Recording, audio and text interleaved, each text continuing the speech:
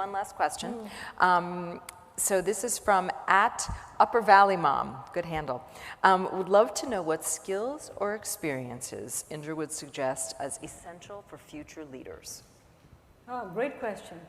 I've always talked about my 5 C's model, and let me talk about them again. The first is competency. I think anybody who wants to be a future leader should have a hip pocket skill that everybody looks at and says XYZ is the go-to person for that skill. Because unless you're really known for something and not just as a generalist, you don't stand out from the pack. But in order to be competent at something, you've got to be a lifelong student, because you've got to constantly refine your knowledge of that subject so that you remain ahead and abreast of everything that goes on in that field first. The second I'd say is courage and confidence. It's a pair. You can be very, very competent, but if you're not willing to speak out, if you're not willing to have the confidence based on your knowledge, what's the point, right? You just roll over. So courage and confidence are very important. The third is communication skills. You cannot overinvest in communication skills, written and oral communications, because as a leader, you constantly have to mobilize the troops.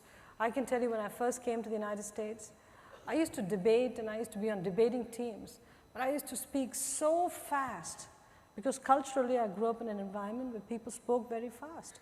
Fortunately, Yale had a requirement that unless you passed the communications course, you couldn't graduate from the first year to the second year in business school.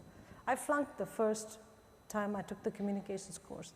So over summer, I took it again, which was the best thing that happened, because I learned to sync my brain with my output from my mouth, and so I started to slow down what I was saying. Huge difference.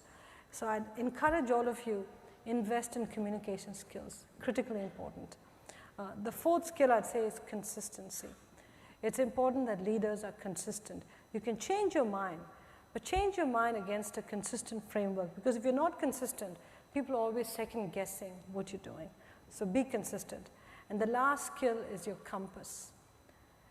Integrity is critical in this job.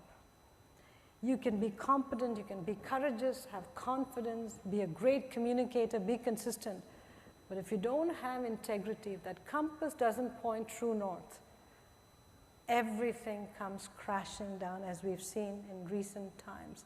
So again, it's the 5C model, and that's what I've operated against for all my life.